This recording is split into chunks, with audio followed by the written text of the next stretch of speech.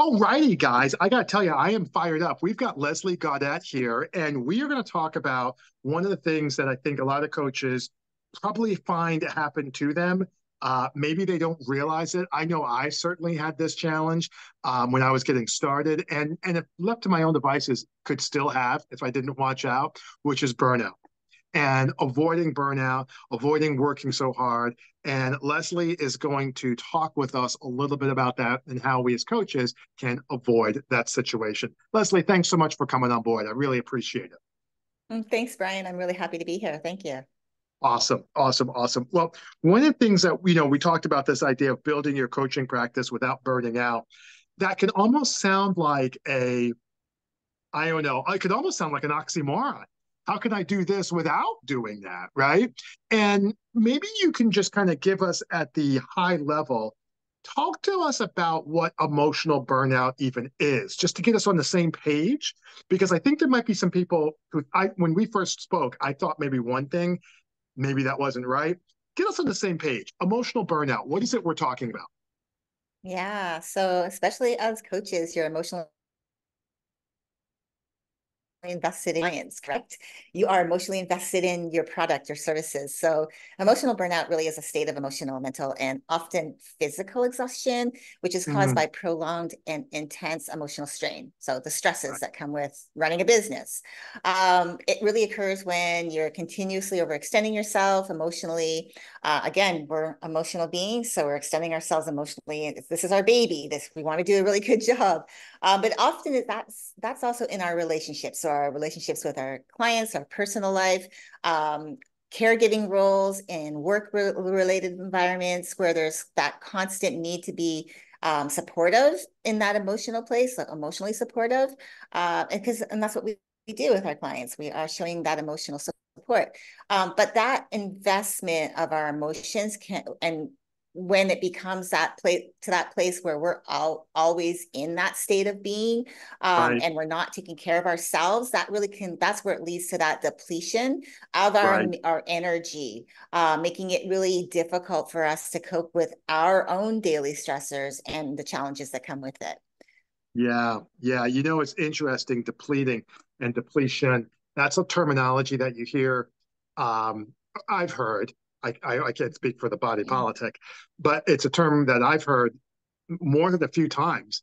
Where it's usually from, in my experience, it's usually from women who are in a caregiving or business role.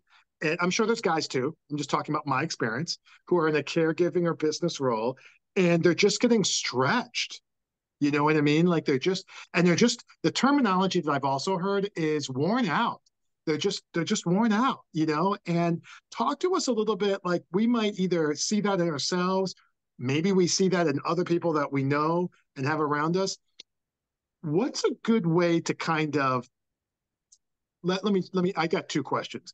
Number one is, when we see people who are worn out like that, sometimes they are like, no, I'm not. So there's a little bit of a denial component. Mhm. And then the second thing is, what is a good way to get that ball rolling with them? Like, whether it's ourselves or maybe some other loved ones. Can you give us some guidance maybe on that? Yeah. So first of all, that denial piece is really, I think, what I've found in the men that I've talked to, because Yeah, typically in the men that yeah, I've talked to, they talk yeah. about, I talk about one of my self-care things that's important is learning to ask for help. But a lot of Right. the men that I've talked to, that's challenging because asking for Yes, help sir. has been viewed as a weakness. Yeah, So that's true. there's that. And when you ask someone, as an example, let's just talk relationships wise for 1 second, and you Yep. ask someone and you can see that there's something going on, and you ask them what's going on, like, are you okay? And they say, yeah, I'm fine.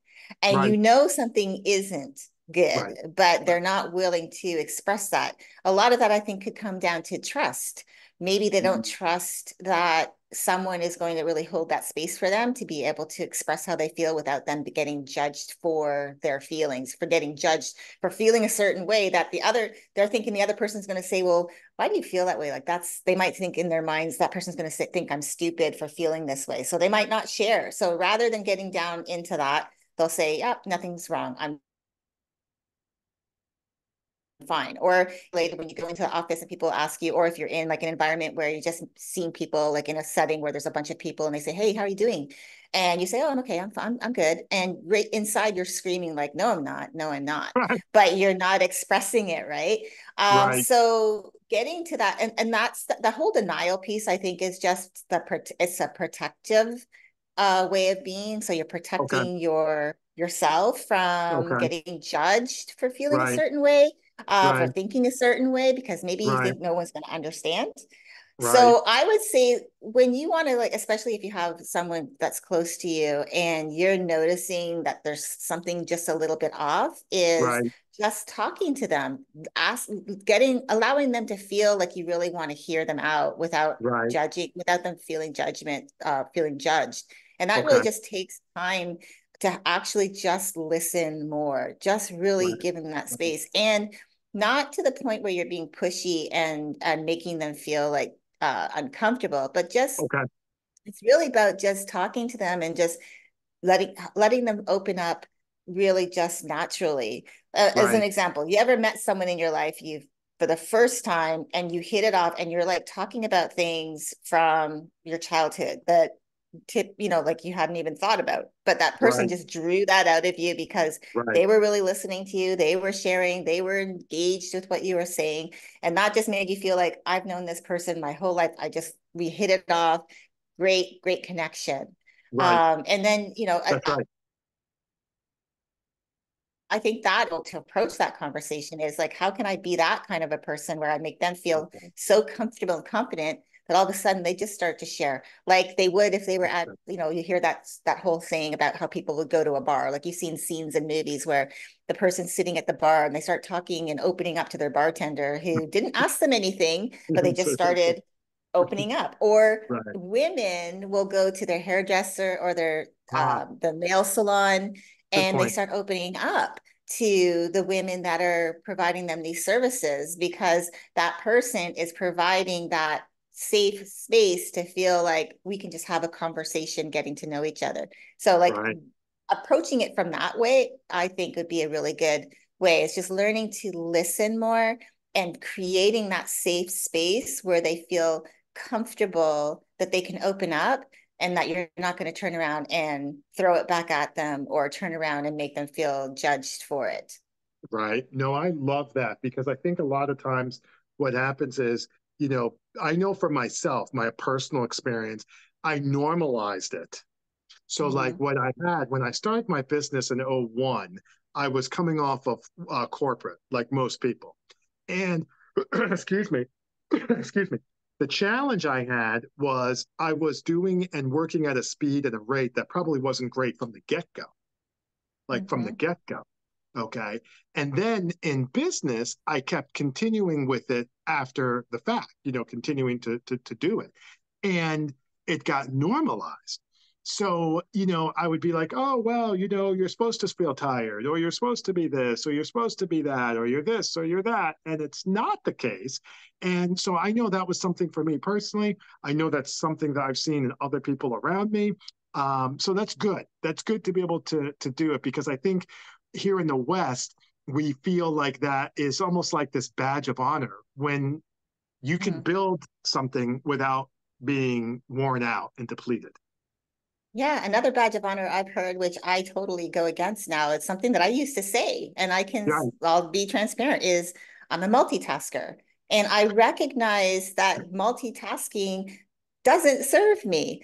I no, mean, it depends on what it is. If I'm washing the dishes and or washing up the dishes as I'm cooking a meal, that's one type of multitasking. It's not going to be, it's like so it's not going to really like do anything. But if you're right, trying to work on a project, you're at right, work and you're working on a project, and then you're trying to do all of these other things at the same time, like right, it just doesn't work because it's diluting how you are showing up.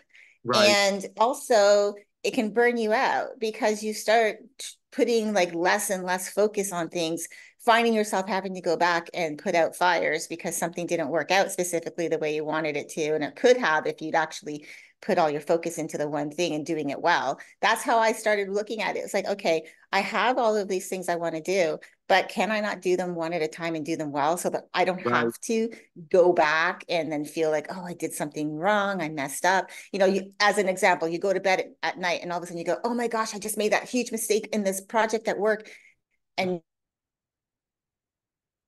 you have to wait to tell them and to try to fix it. And the whole night you're up freaking out about it, and it's not allowing you to rest because your mind is going a million miles an hour and you're stressed about it. You don't get a good night's rest and you go into work exhausted. Right. That's exactly right. And I think that, this gets into the next part that I wanted to talk with you about, which is the idea, and we touched on this when we spoke earlier, is that the external is a reflection of the internal. So, like, one of the things that, I'm all about holistic health and well being.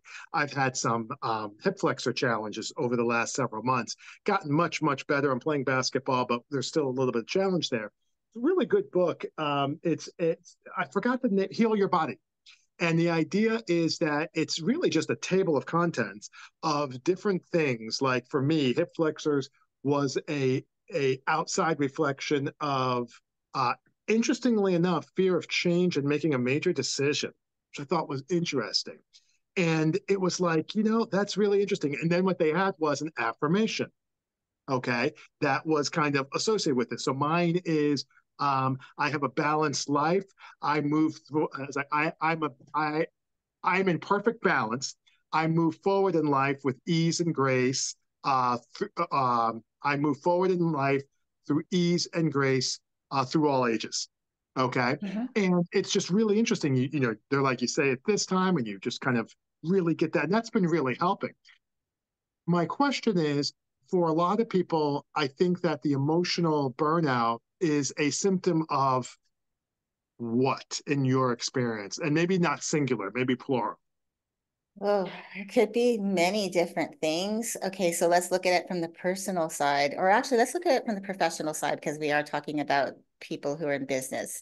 So, Sure. from the professional side, being in, say, in a corporate environment, maybe you have a job and you also have a business that you're building.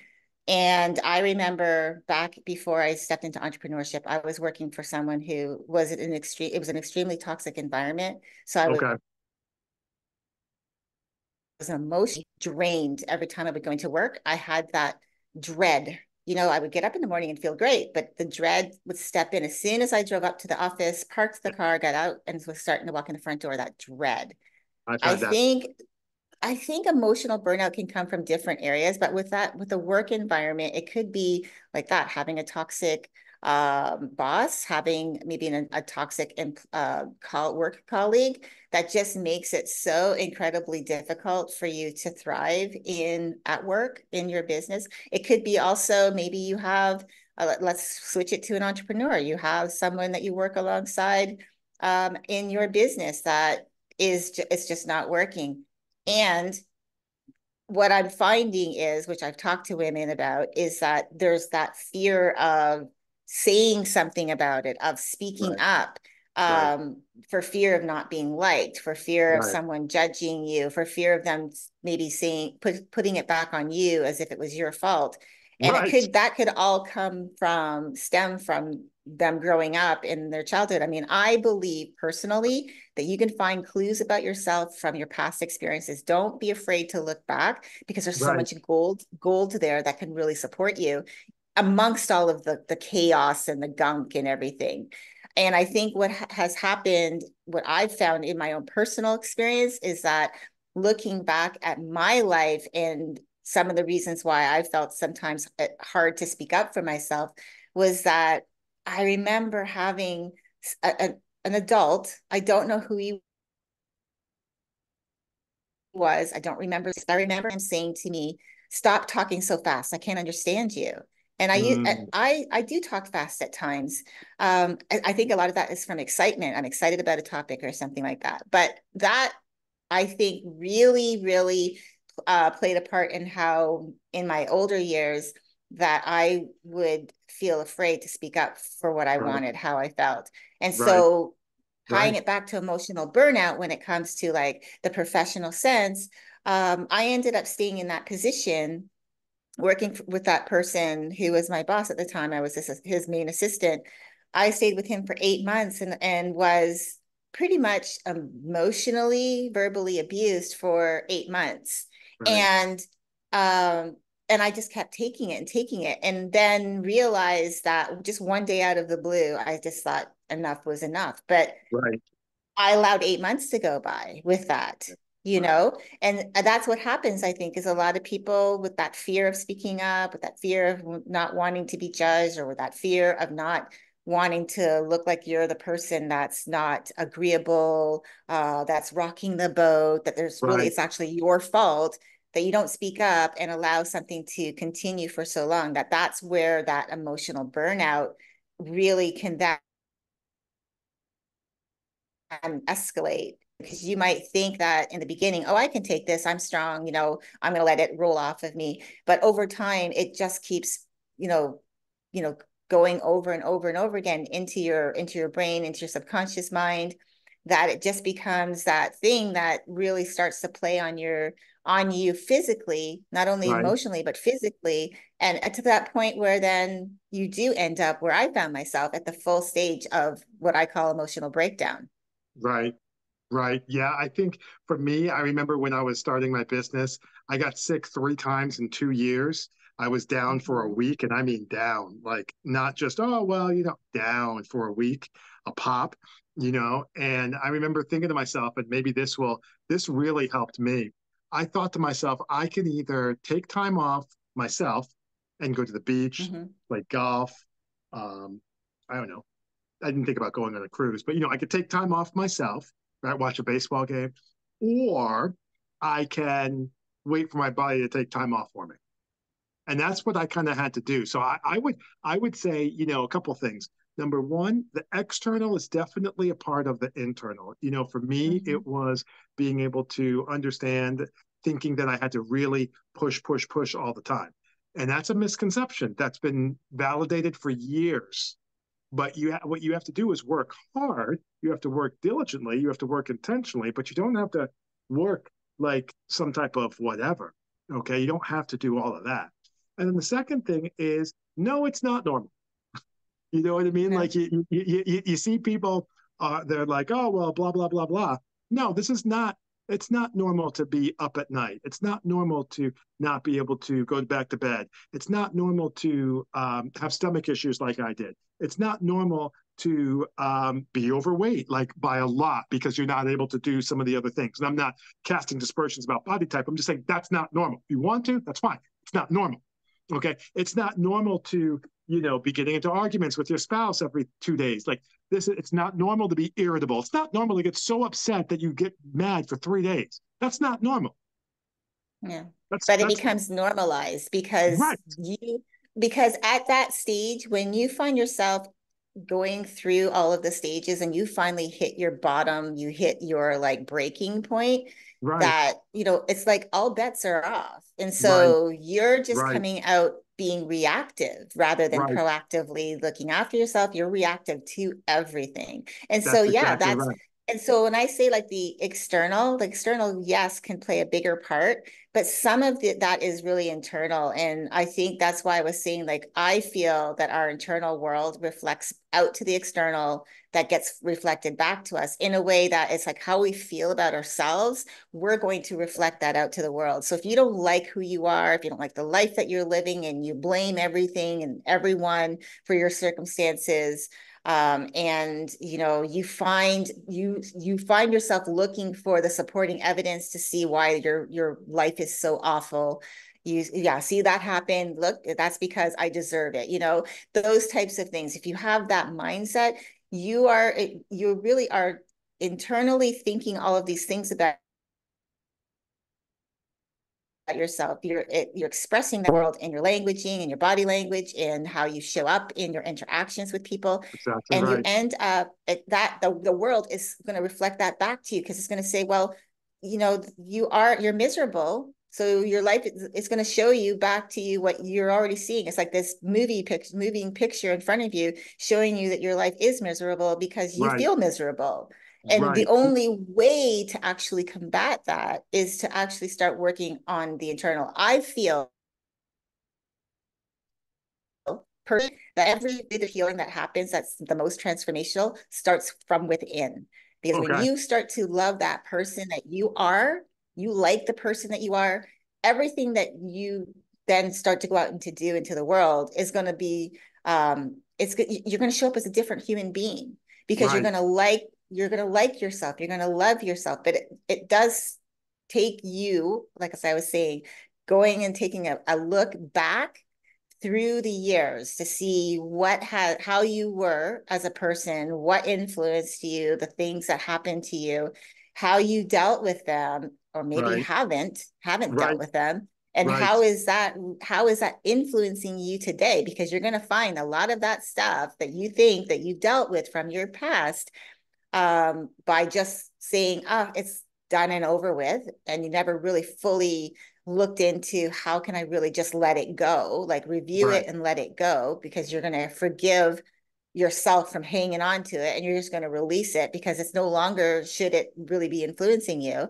When you're able to do that, that's when you start to feel whole again, because Right. that stuff is just part of your journey. It doesn't define who you are. And I think Right. that's one of the things that when I work with someone, is helping them to understand your past is not a reflection of who you are today. It's just part of your story, the journey that you took to get to where you are. And you can Right. use that as fuel to look at what you really truly are doing today and help you move into that future self that you want to be.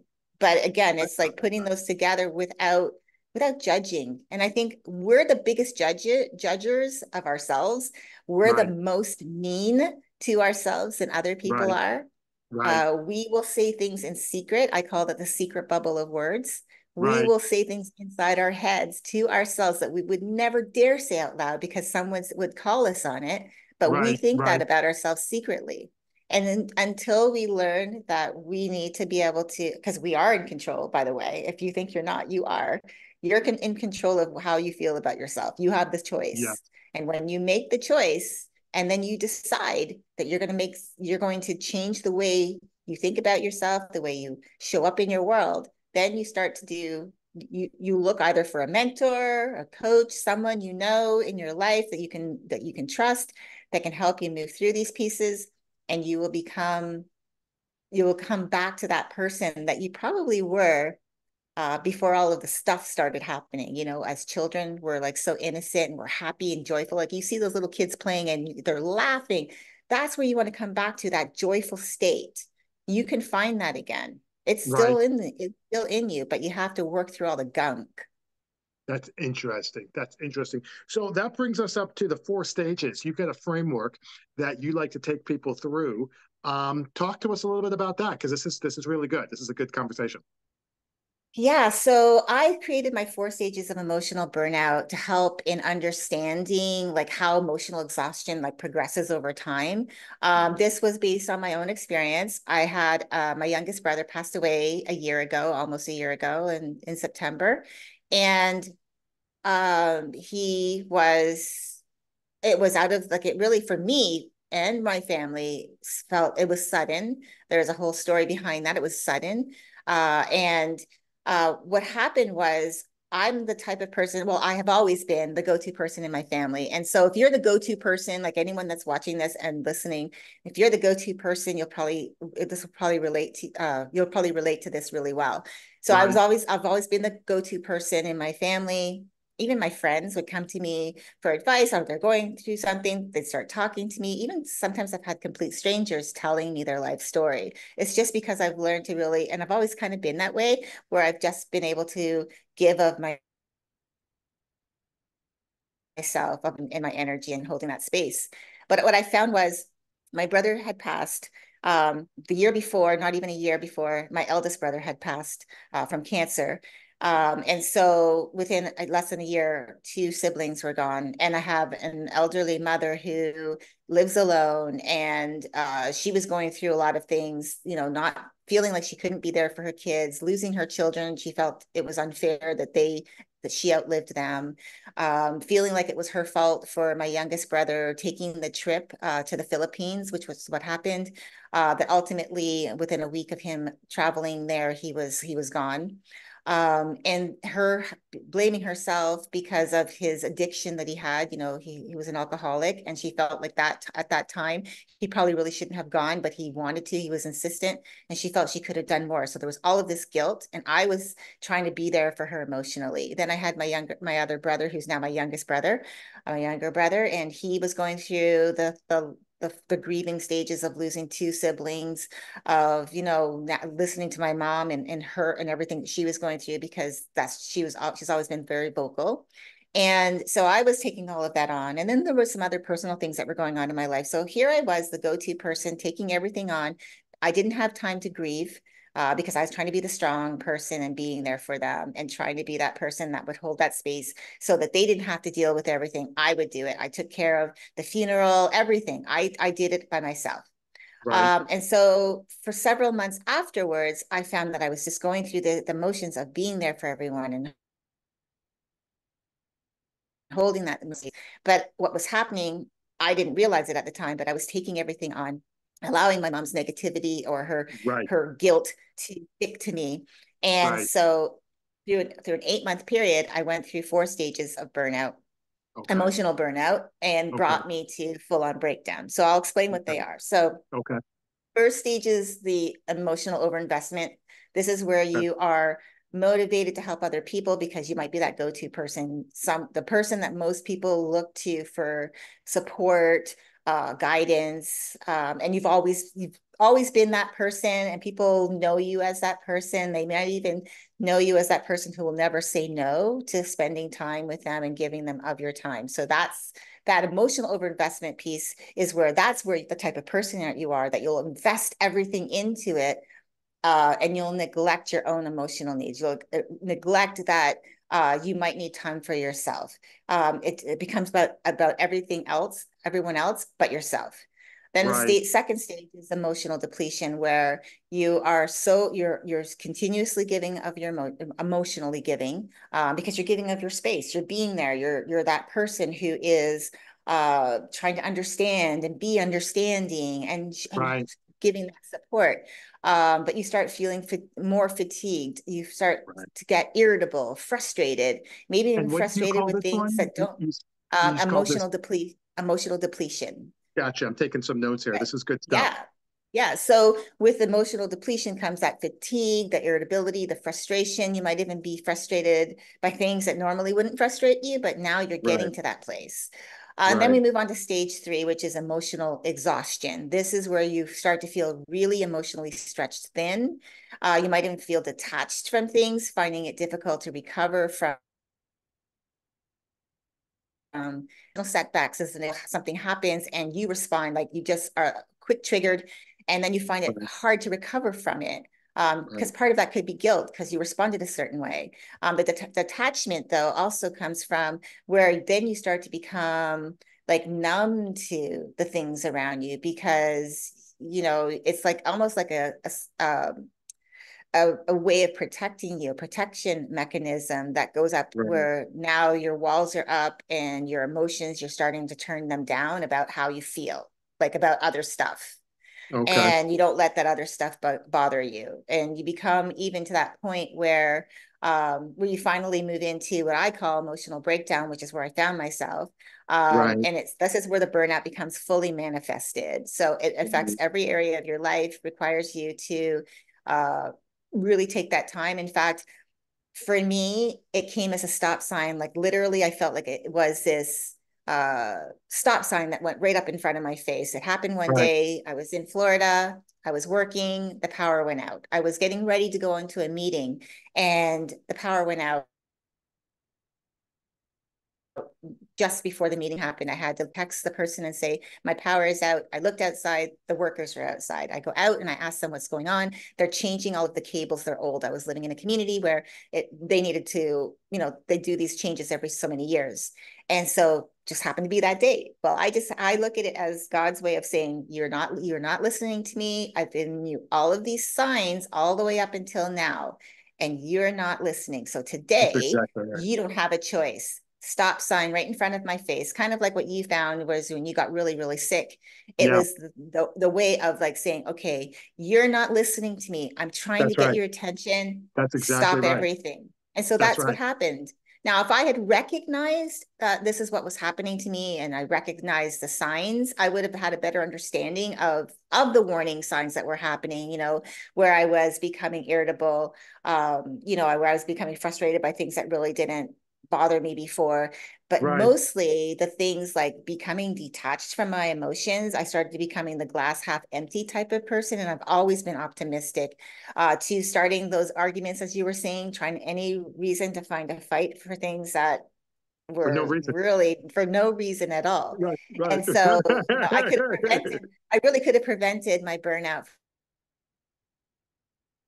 from escalating. But I feel like it was a really good, valuable learning lesson that I ended up in the full-on emotional breakdown, because then I, as being a coach that I am, I've been in this for a long time. And part of where I started was around emotional awareness back in 2018. And I realized that, oh, okay, I need to look back and figure out what was going on, because at that point I was looking at it as professional burnout, which is a whole different conversation. It can be a combination of both, but professional burnout is just a little bit different. What I found for me when I started looking back, because I was thinking like, there's nothing wrong work that really, like what I do, that really could be the cause of this, the root cause. So I started looking back and I started thinking, oh, I realized there's a life event that happened, and this is what's been going on with me. And then I realized, oh, okay, I need to now take care of me. One of them being putting up what I call like boundaries around my time and energy, Right. meaning like how much time and energy I'm going to give to, like my mom as an example. She's still very much always has been that glass half empty person my whole life. But now I've decided and I've given myself that permission to, I can listen to what she says. I don't have to let it stick to me. It's not how I feel, it's how she feels. I can hold space for that, but I don't have to hold it. And I can just be there for her. And then I don't have to give of my time and energy to the point where it's like all or nothing and I'm not taking care Right. of me. Right. Right. Right. You make it. Thank you for that. That was, like I said, I You're was welcome. taking notes. I think that's really good. And if anybody who's listening, like that was some really good stuff. And I think, you know, as I'm taking notes, I'm thinking to myself, like, where was I in this? And I think maybe for some of our listeners, I would encourage you to think about where you might be. Now, maybe you might not be there at all. I can speak for myself. I was definitely I was in that depletion. I was probably in the depletion and just, or even late stage overinvestment. That's actually probably where I was. So I was probably late stage overinvestment because I was putting all this time and energy into the business, which is the point, right? You're putting all this time and energy into the Mhm. business, and I was taught at an early age that you have to work hard in order to get nice stuff, which is partly true. But the best lies are the ones that are that, partly true. So, Mhm. when you're getting into, if you're listening here and you're thinking to themselves, boy, you know what, Leslie, you nailed this right on the head with me. Like, I'm in, or Brian, you said this, that's right as well, or whatever, that you were getting into adjustments. I love the boundaries. I use the concept manage your energy, not your time. I love the idea of taking time off for yourself. I love this idea of decoupling the notion that you have to be there for everyone. And if you're not, that makes you a bad person. Mhm. Okay. Like two things can be true at the same time. I can decide to spend 3 hours. I'll tell you, you talked about my parents and stuff like that. You talked about your mom being a glass half empty. You were nicer than me. I just stopped talking to the woman. It was just too much. You know what I mean? And I will tell you, good, bad, or otherwise, my life got better. My life got better. I was happier. I didn't get sucked into so many things. She is still, because she's still alive, and a perfectionist, constant blaming, always wants to have a conversation about, well, hey, you need to respect her more while she's disrespecting you. Didn't have time for it. Didn't have time for it. So, you get into these situations where I love these boundaries that you're talking about. And that's an extreme. That's DEFCON like 4. Okay. So I understand that. But like still, at the same time, you get into these boundaries where, you're trying to do some of these different things to be successful. Um, Talk to us real quick about I was going to make one other point. Okay, so in terms of a tip and trick for avoiding burnout, I've heard boundaries. I've heard, maybe give us one or two more. What's a quick tip or two if someone's finding themselves in these situations, and then we'll wrap up. This has been a great conversation. Yeah, absolutely. So I would say, I mean, I've got a few, Okay, but I go think ahead. so learning to say no as a complete sentence. I Right, know people have a good hard one. time with that. Or not Right, right now. And if you say not right now, have a plan to back that up. right, So like for when, because sometimes you do want to do things or you will have the capacity to support someone or do something, but maybe it's just not the right time. So right having now. that plan for when, right? Right, right. The second one is asking for help. I think it's a superpower Mm, because it opens you to new ideas, good one. perspectives that you might not Good have one. thought about, Good right? one. Yeah. So, and not look at it as a sign of weakness because it could give you that idea or that opportunity or that perspective that you needed to hear. You just didn't know you needed to hear it at that time, which will help you. That's right. The next one is really, yeah. And the next one is taking those breaks, like mental breaks throughout your day to recharge your batteries, to allow Right, yourself to just rest your brain, to rest your right, body. I think right, it's so important to do that and take multiple breaks throughout your day, not just one break. right. Have a hard stop. So some people I know don't Good start one. till later in the day, right? But maybe they work later into the evening, but they don't get up until later in the morning. So, but having that hard stop at the end of your day, even if you work into the evening, so that you have time to wind down, so that you can set yourself up for a good night's rest, so that your mind is not turned on trying uh, to it is that you were just thinking about or what you were reading about. Definitely don't want to be on social media and be scrolling just before you go to bed because you might see something on there that upsets you. And then now your Right, brain is on and you can't right, go to sleep. right. But most importantly, this is like, I think the most important thing is as an example, well, first I'll give you the tip. Put self-care on your calendar first, and here's why.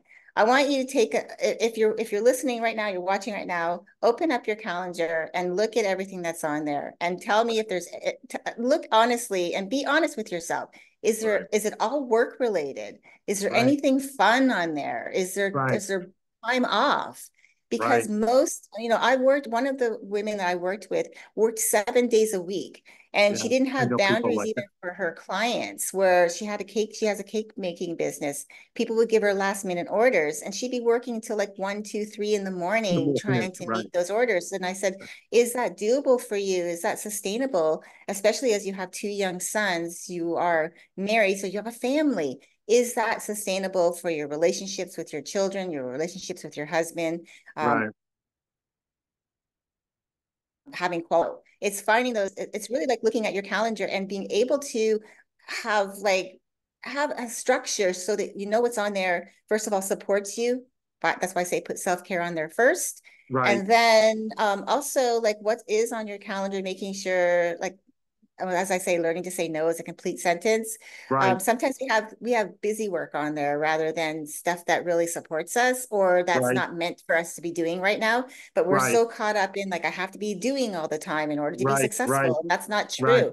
No, I've heard a lot of entrepreneurs who are extremely successful who are working 15 to 20-hour weeks right, tops. One of them, especially, it's only her and her assistant, and they're right, in a seven-figure business.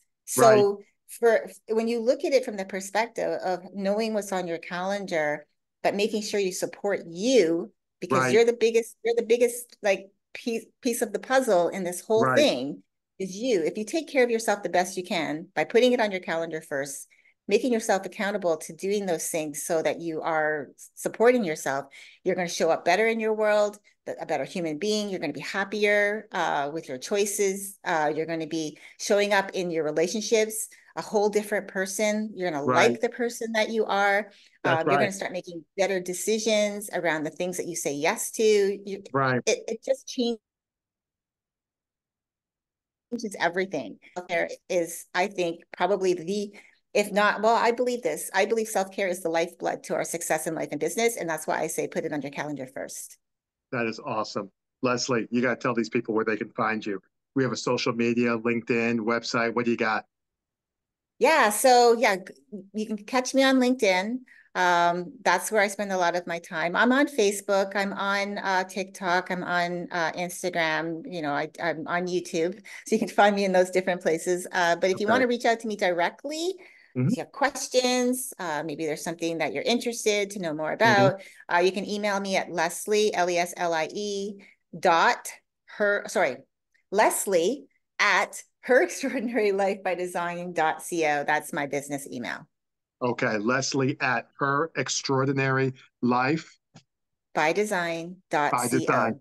dot co. Okay, well, cool. Well, gosh, that was really, really good. I was taking notes, and I think everybody can think of, one or two people in their lives. I know I could think of myself, was in that road, and now this is helping me kind of equip myself to continue to stay out of it. And it's a really good thing because I think a lot of times, like I said at the top, we here in the West, we just get so focused on the doing, going, moving, and I definitely got away from that. But I think that there's definitely some more meat on that bone. And I love the framework that you put together for us, to kind of really pull that in together. So that's really good stuff. Thank you so much for coming on the show. And thank you for just all the good advice that you were able to provide. You're welcome. I do want to add just one last thing. If you Go right wanted, ahead. one of the things I think is really, I think important, and it helped me to really become self-aware, Okay. was thinking about this concept of having an inner canary. Like you've heard of the story of like miners would take a Mm, canary into the coal mine, and mine, if the bird culinary in stopped the coal mine. singing, Yep. the bird stopped singing, that gave them the Yep. indication something was wrong, right? Well, it's the Right. same thing. We all have that inner intuition, if you will. Right. And Right. for me, my intuition began back in 2017 when I felt something was off. That was my Right. inner canary saying Right. something to pay attention to. That Right. helps. That self-awareness piece is really going to be like the key to that you start taking those steps. Like just like you were saying, you started to really take steps. You have your daily affirmations, all of your Right. affirmations, the affirmations that you shared really is all about being in movement and being in the present and being in the Right. positive, right? Right. Right. So I just wanted to No, share that. no, that's great. Thank you for dropping that dime. I appreciate that. That is awesome, awesome, awesome. All right, Leslie, thank you so much for coming out. We really appreciate it. You guys have yourselves a great day.